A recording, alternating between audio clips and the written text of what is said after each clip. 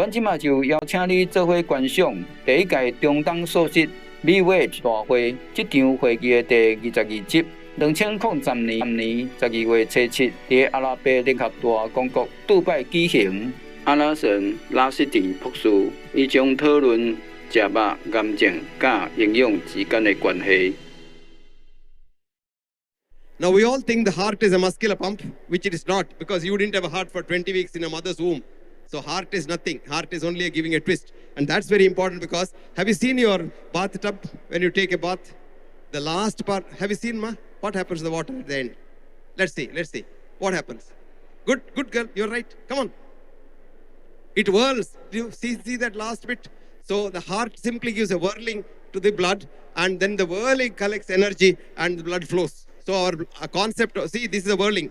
I'm showing you the inside of the blood vessel, how the thing whirls. Now we have got different waters with energy. You can whirl, can change, and your blood pressure, heart disease can all be controlled by that. Now this is water. And water is a structure. And this is what you are taught in the school. Water is H2O. Is that right? No, that's simple. There's only chemistry. This is a water structure. Very complicated structure. And it's loose bonds there. And you can put any medicine molecule there. I know my time is up, but I'll show you something very interesting. Give me 1 minute. Okay? I'll be grateful to you because something very interesting, exciting. Now this, we can put anything. We put a silver nanoparticle there, so no germs can come. And see what happens now. This is a silver wire. You put little water there, stimulate it, you get silver nanoparticles. Now this is a boy who cut his finger. In America, it cost $60,000 to re-suture that finger. So this was about 1995. So this was a finger, 16th May 1995. We put the silver on top and then stimulated, changed the polarity. Now 3 days later, the finger is all clean. We didn't do nothing except the silver. And after that, the finger has grown half an inch.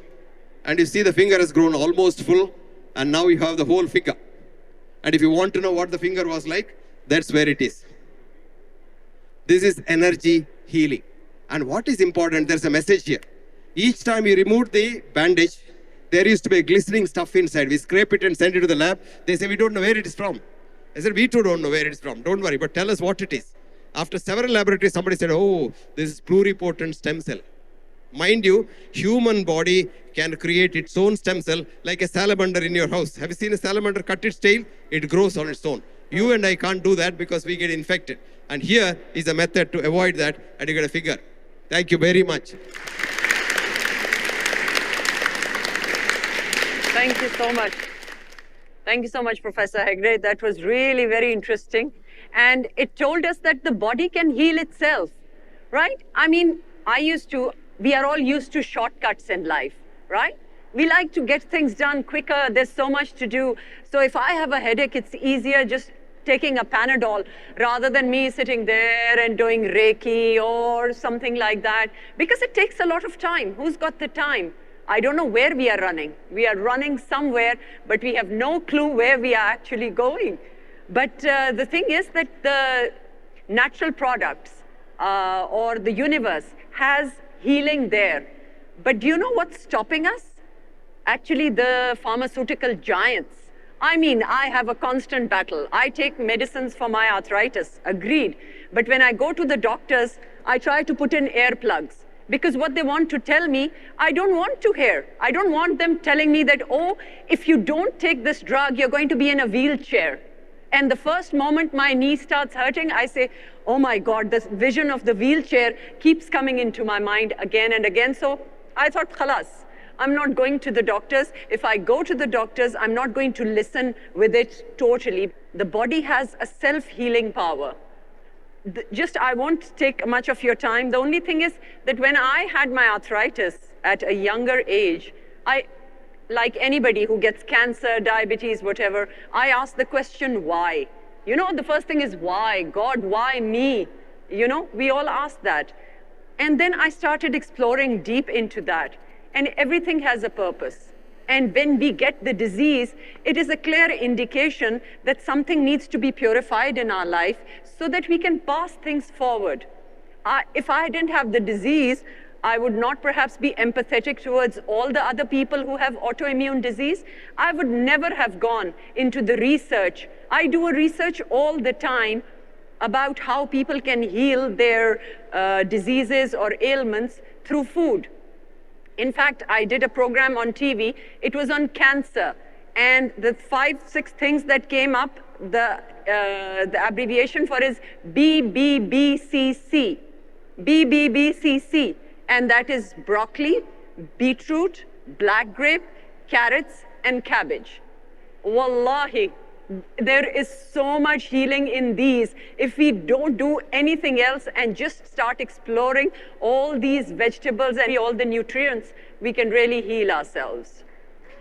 So a big hand for Dr. Hegde as well. You know what the biggest blockbuster, do you know what blockbusters are? Blockbusters are drugs that give millions and millions of dollars to the pharma industry. And the biggest blockbuster in the world, even though there are so many diseases, is Prozac. What is Prozac for? Oh, depression.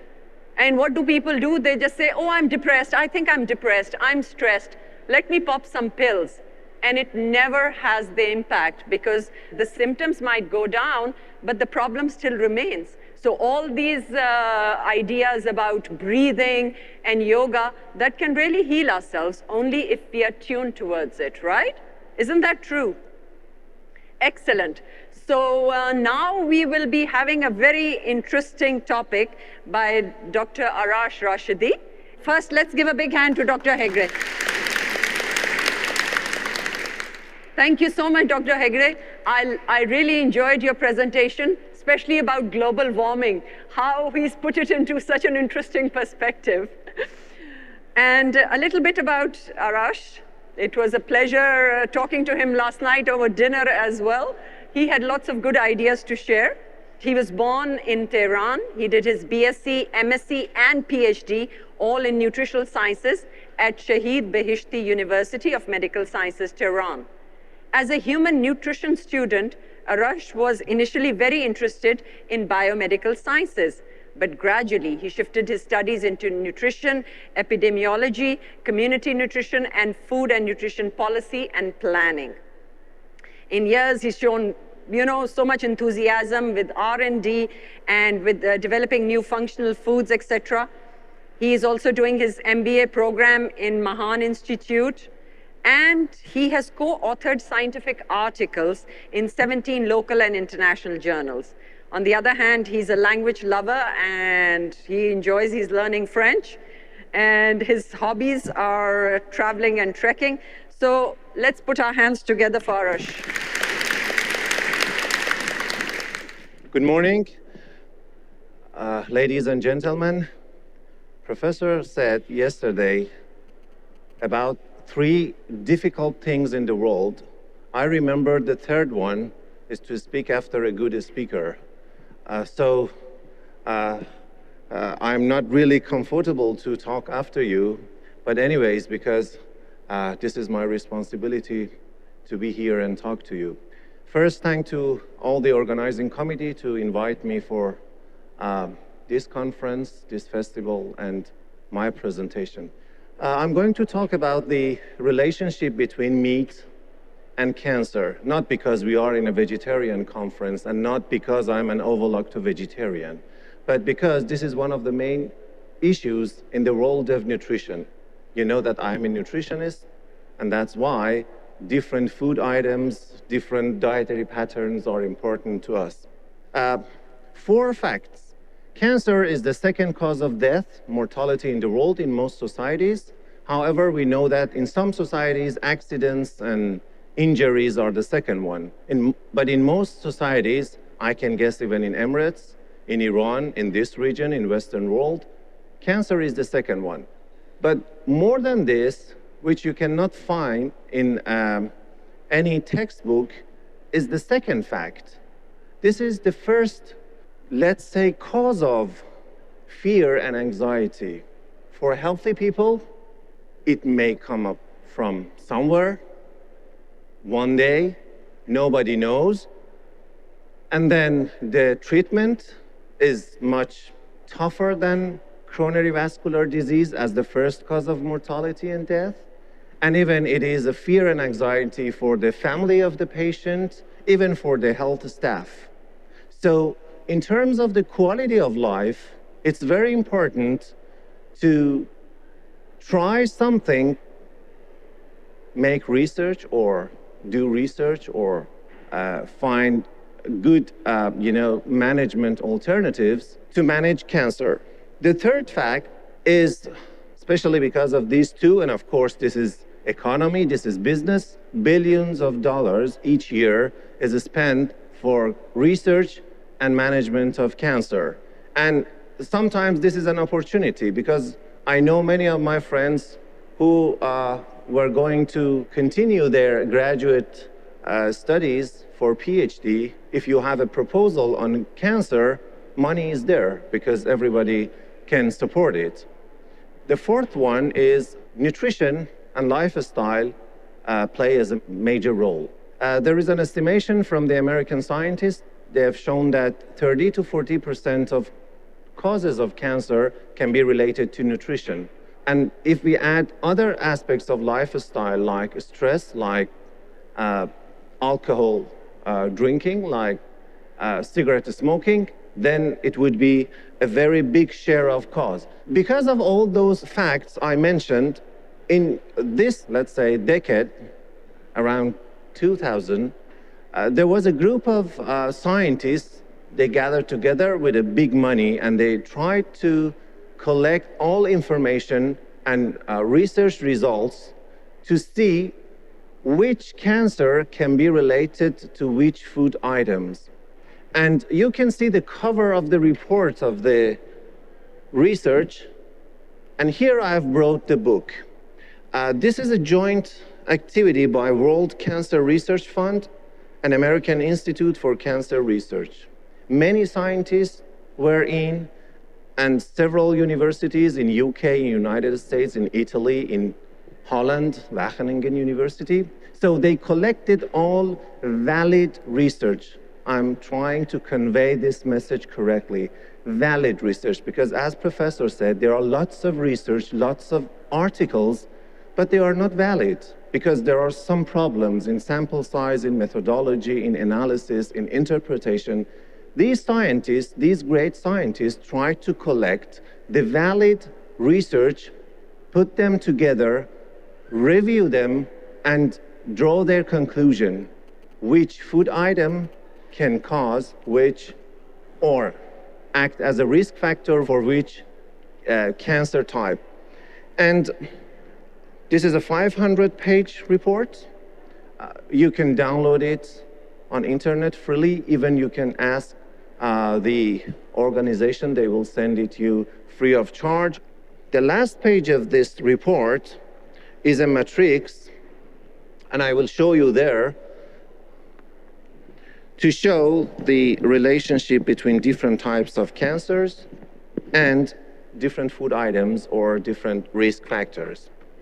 I like this sentence very much because at the beginning of this report, the principal investigator of this project says, WCRF, this is World Cancer Research Fund, also appreciated the parallels between causes of cardiovascular disease and cancer.